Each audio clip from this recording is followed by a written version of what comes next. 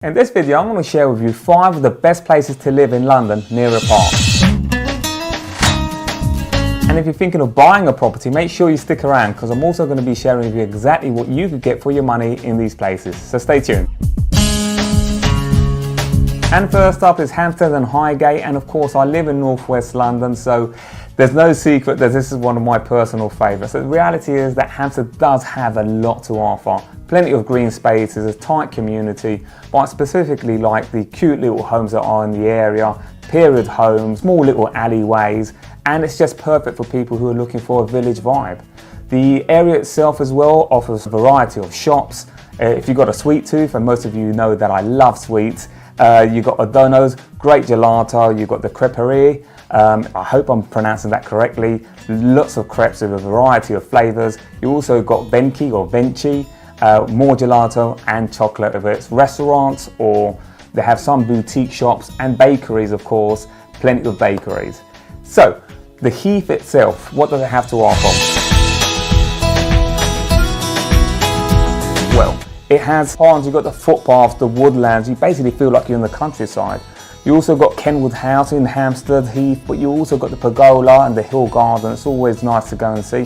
Whether it's summer, autumn, winter, it's just a nice, really nice walk to go out and see. And if you want to find out the best parks in northwest London, make sure you check out our video on the 5 best parks in northwest London.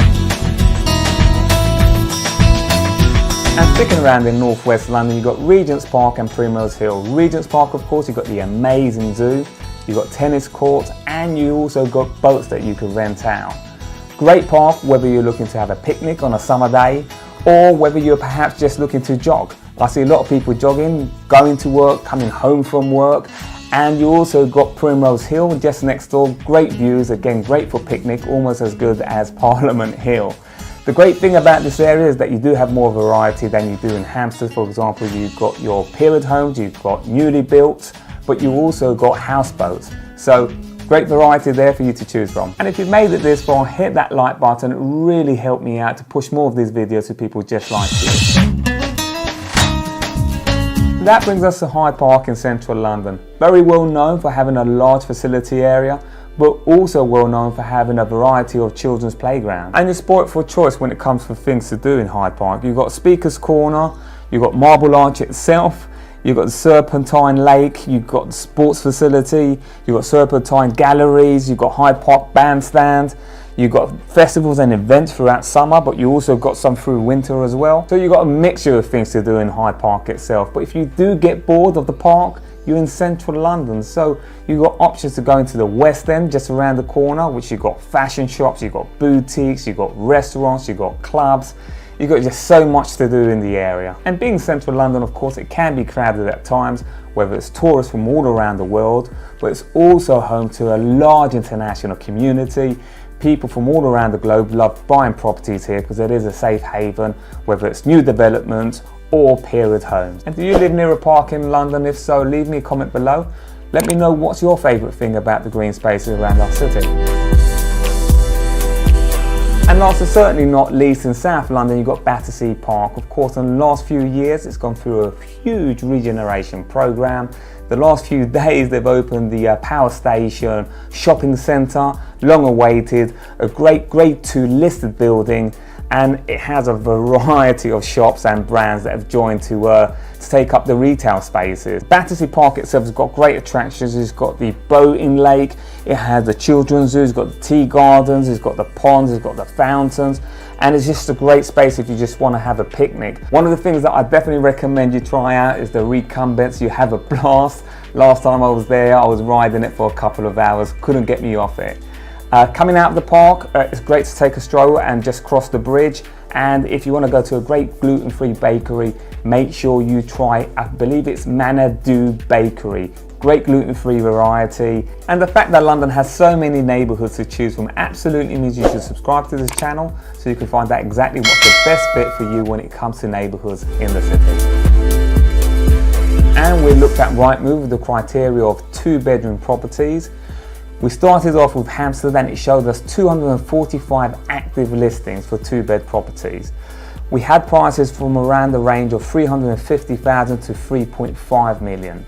The amazing thing is, or maybe it's not amazing, being in prime London, the 3.5 million property, most expensive property, wasn't even a house. It was an apartment in Novel House in New End.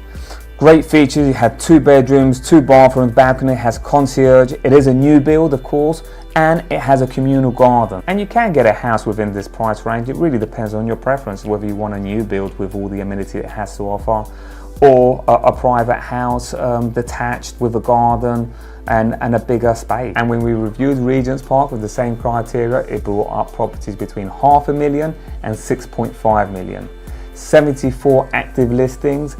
The most expensive property again was an apartment, not a house. This was in Cumberland Terrace, Regents Park, 2-bedroom property. Of course it has a concierge and all the amenities you would expect at this price range.